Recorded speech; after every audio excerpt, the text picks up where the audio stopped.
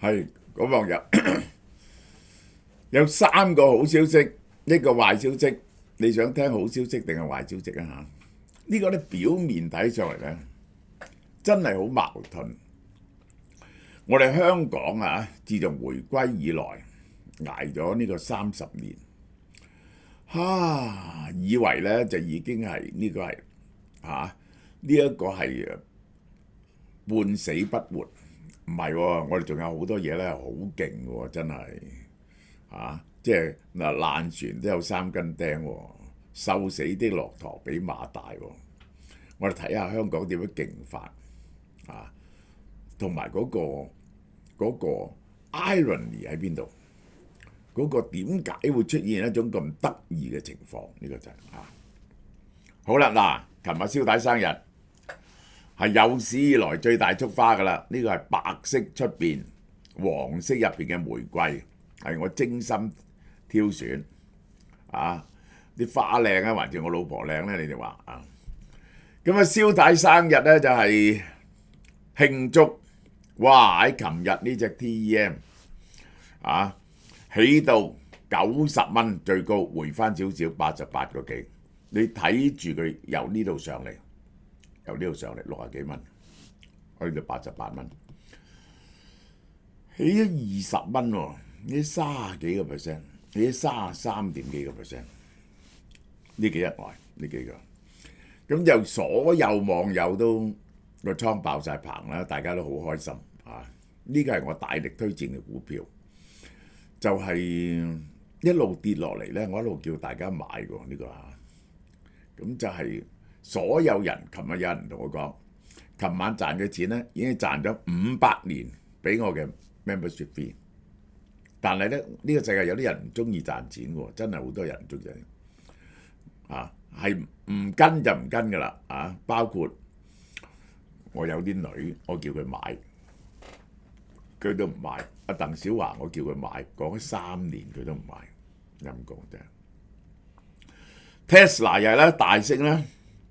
喺300幾蚊嗰陣，我叫大家買。琴日而家370蚊，305蚊，我出緊急消息叫大家買。而家370蚊，呢隻。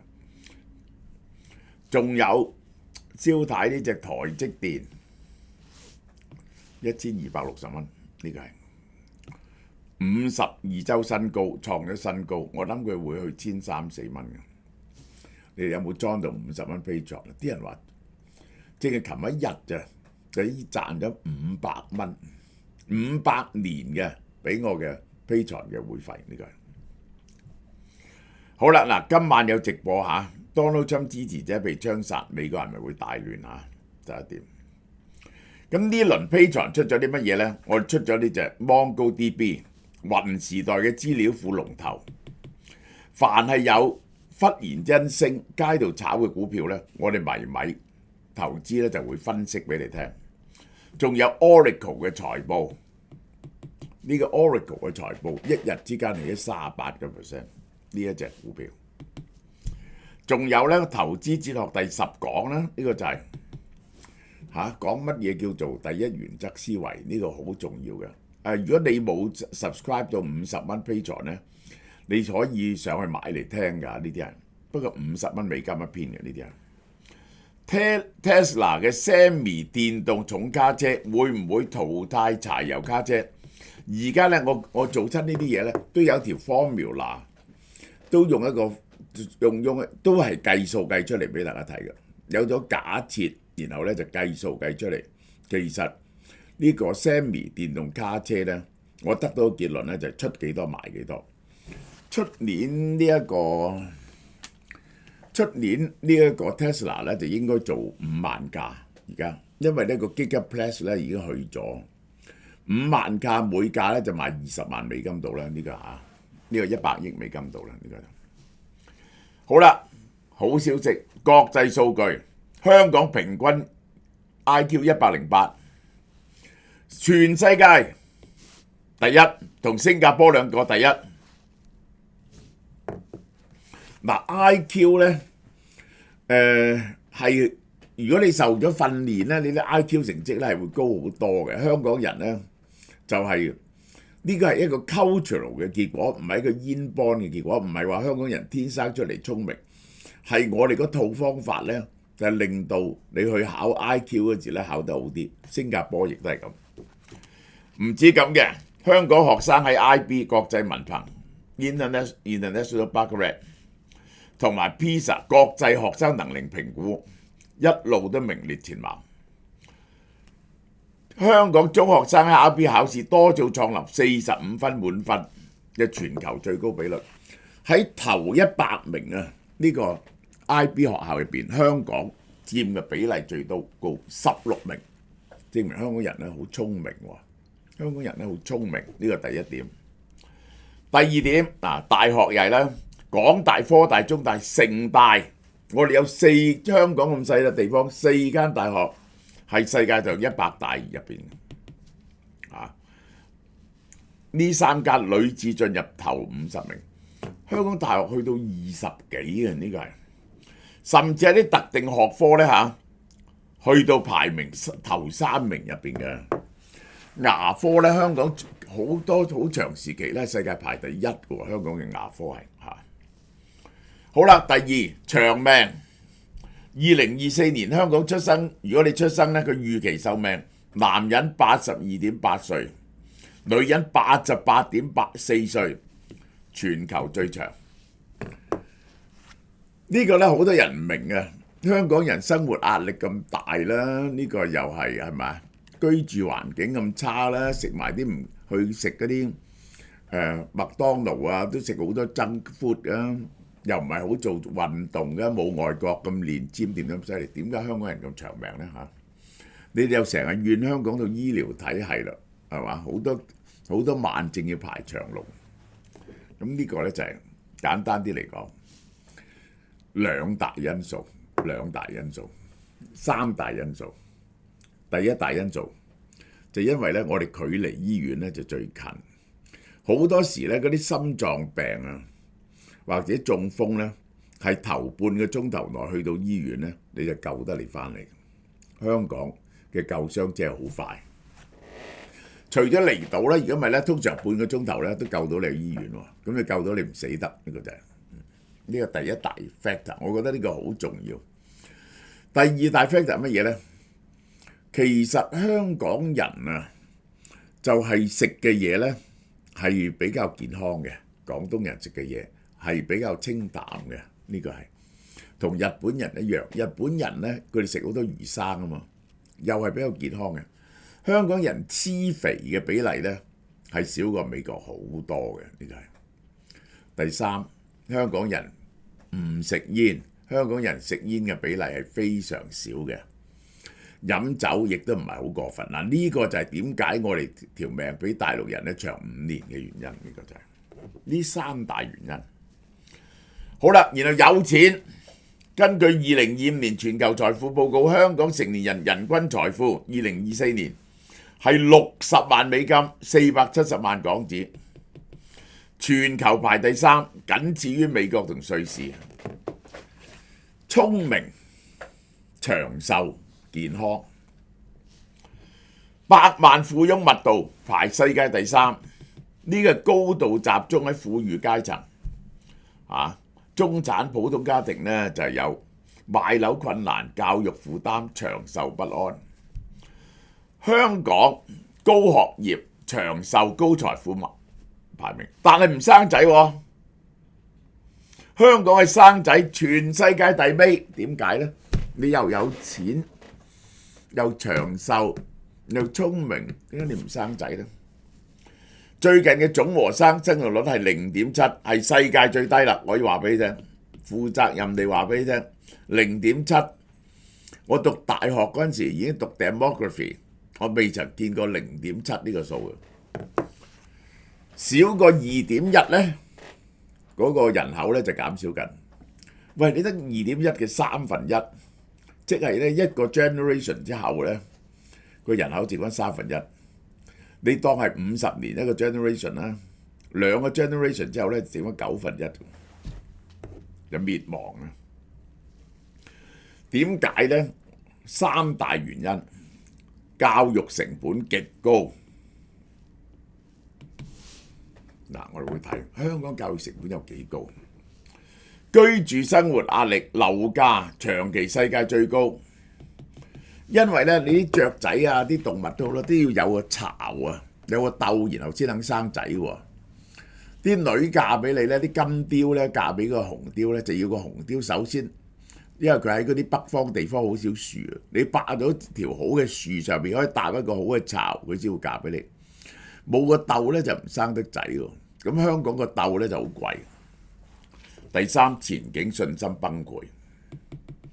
2020國安法之後咧，港人對自由經濟前景嘅信心明顯下降，中產同專業人士嘅移民潮進一步強化，唔想再喺呢度紮根，佢就唔生仔。嗱，有啲動物咧，你捉咗佢去養咧，佢就唔生仔喎，好似獵豹咧就生好少仔，大笨象咧都生好少仔。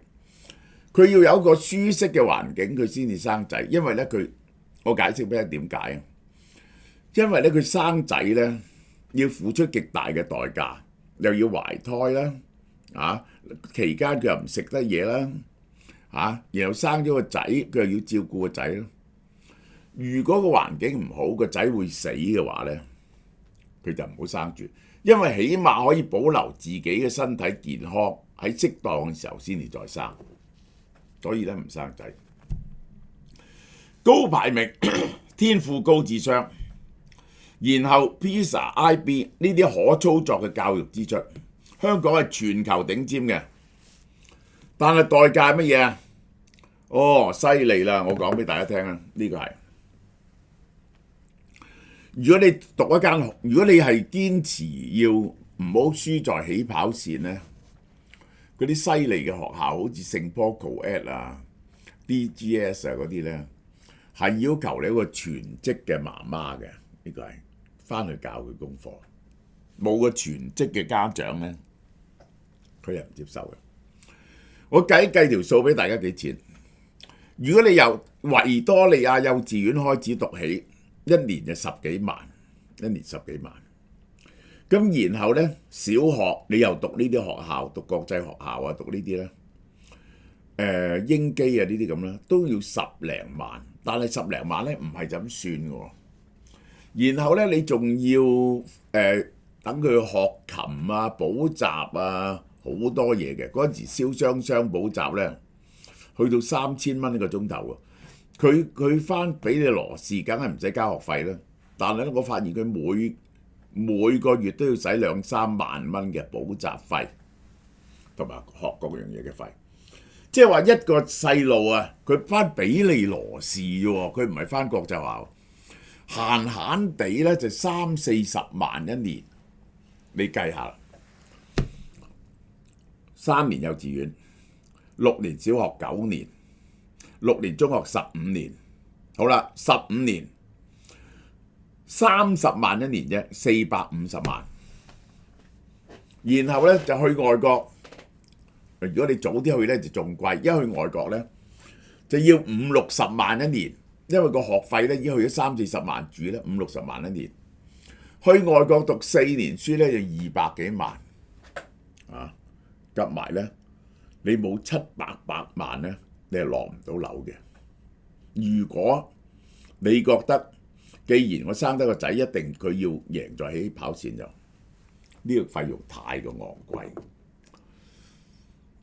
即係咧，我啲有錢嘅朋友咧。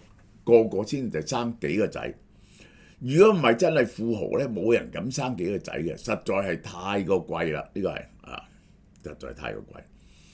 因為咧，你又唔會就俾佢走去公立學校度就咁讀啊嘛。呢個係咁咧，你覺得咧就對個仔唔住，將來咧又唔夠人哋撈，即係咁樣，好貴嘅。香港即係如果你想佢好好地培養個仔咧，閒閒地700-800萬。如果你唔係讀呢個級，我話俾你聽，我去到嗰個公屋嗰度洗樓啊，嗰陣時2012選舉，哇！我發現公屋啲人都啲仔都去英國讀書，有啲公屋居民一供去英國讀書咧就幾十萬一年㗎啦嘛，死慳死抵對。就算唔係喺香港，你都要補習，都使你1-2萬一年啦，一個月啦，一年使5-6萬啦，點都呢個。係咁昂貴嘅，即係最平嗰個都要100零200萬㗎，最平都要100零200萬。本地補習同校外增值嚇，產業長期龐大。你係要補習，你啊冇補幾科，然後咧你又要學琴嘅喎，有時啊仲有好多嘢學嘅喎，呢個係跆拳道啊，係咪啊？日文啊咁樣嚇，搞好多嘢嘅喎，咁結果係好貴，個家長係唔可以入課。每多一個子女，每個月要使多幾多錢？長達15-20年，而且供樓已經吞噬咗大部分，所以啲人唔敢生仔。好啦，第三仲有一個問題喎，你生咗仔咧，你諗下嚇，你而家平均嘅壽命咧，女人都逼近90歲，即係如果你65歲退休咧，退休25-30年。咁長壽啊，你係要有錢使嘅喎，尤其是老咗呢個醫療費用好貴嘅喎，因此你要儲好多錢，儲好多錢咧更加唔生得仔，因為咧而家唔可以靠仔女養噶啦，香港人冇靠仔女養嘅，仔女咧唔問你攞錢咧你就好開心。仔女唔會養翻你轉頭，反而巨額嘅前期投資項目好龐大啊！家庭咧會首先擴大退休儲備，而唔係生仔。我係嗰啲同學，嗰啲即係嗰啲有錢嘅朋友咁啊，結3次婚咁啊，生7個仔咁樣，係啊，就啲人就係咁咯。不過講開又講，我都唔知點解何柱國竟然俾羅麗莎。何麗莎竟然告何柱國追佢嘅遺產1000萬喎，即係我都唔明何柱國唔係真係咁窮啊，到後來係要問羅麗莎攞翻錢啊嘛。長壽咧就要謹慎儲蓄率，教育成本長期現金流，於是就將生育意願擠壓。嗱，呢個叫我係 name 咗呢個叫東南亞病，儒家文化病。係全世界就係儒家文化嗰啲地方生咁少仔，首先係日本生得小仔多先，然後咧就係輪到呢一個大陸一胎化，大陸就夾硬將個生仔壓咗落去，台灣、韓國、香港就自己生少啲仔，其中一個東亞儒家文明病咧，就因為太過注重讀書啦，呢個係太過注重讀書啦。外國咧有得啲仔讀唔讀到書冇所謂，哇！呢度啲虎媽，即係咧我生得個仔咧，我哋要俾最好嘅佢啊，即係咁樣樣嘅，點解？結果情願唔生。2025年，指香港以14.4倍嘅房屋對收入中位數，係全球最不可負擔嘅市場。香港買間屋，嗱呢個就係我覺得呢個係可以商討嘅。香港平均2萬幾蚊人工，一年30萬，一間屋400幾萬，咁係咪要14.4？但係咧，我認為咧呢條數值得商榷。點解？因為香港有45% 人住喺公屋，嗰個平均數係 for 所有香港人。其實會買私樓嘅係上邊嗰55% 人嘅啫，上面嗰55% 人咧個收入唔止咁低嘅。你如果淨係坑上邊嗰55% 人咧，應該可以去到3萬幾嘅，即係40萬一年，所以係10年到嘅啫。香港係遠遠唔夠大陸衰嘅。即使2024樓價跌1/7，我哋而家跌咗30%。但係降幅咧依然啊係不能夠改善呢個樓宇嘅昂貴嚇。對於年輕中產家庭嚟講咧，居住面積同現金流同時受限。嗱，我又要講，我再講講香港人長壽嘅理由俾大家聽。呢個咧就因為咧香港人間屋雖然細，咁你又唔留喺間屋度啦。咁咧佢話日日咧嗰啲美國加拿大啲人咧，出一步門口都係揸車嘅，唔行嘅。香港人咧反而成日要行喎，因為你冇車嘛。咁咧你行去地鐵站，個地鐵站又有排行，日日咧就去到嗰邊又由地鐵站行去你公司。佢話日日咧香港人咧真係喺地鐵站行嚟行去咧，行到1萬步喎，呢個身體健康。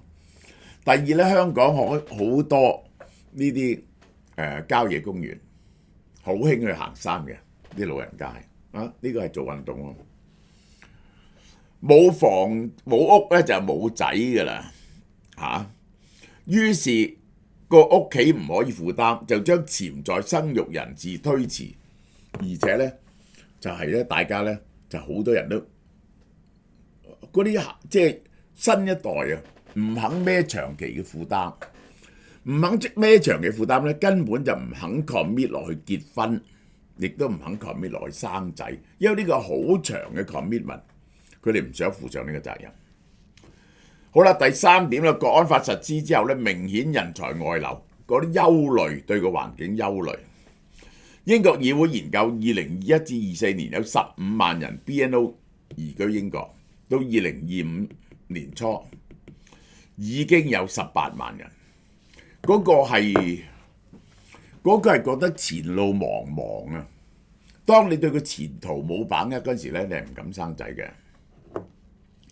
居住教育成本極端化，制度預期變化，本來能夠透過福利同住屋政策改善嘅生育經濟學，結果就崩潰，而且仲有而家已經去到0.7啊！你而家仲係下跌嘅，嚇。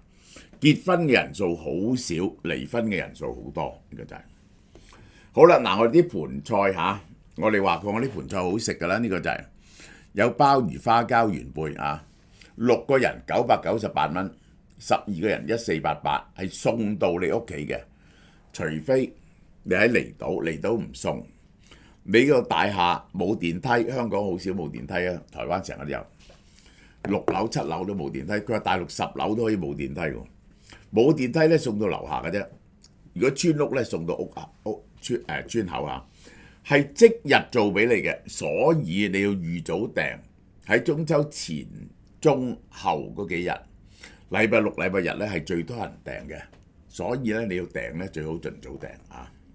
麒麟金月除咗賣得平好食之外咧，而家再有嘢送，買5盒就送3星葱花生。喂，買夠10盒啊，夾埋啊！你可以夾埋噶嘛？呢個係咪？送個台灣麻豆文蛋油俾你，3公斤1盒，成盒喎。20盒就送個魚子醬，等你翻屋企嘆下嘅呢個，好嘛？好多謝大家。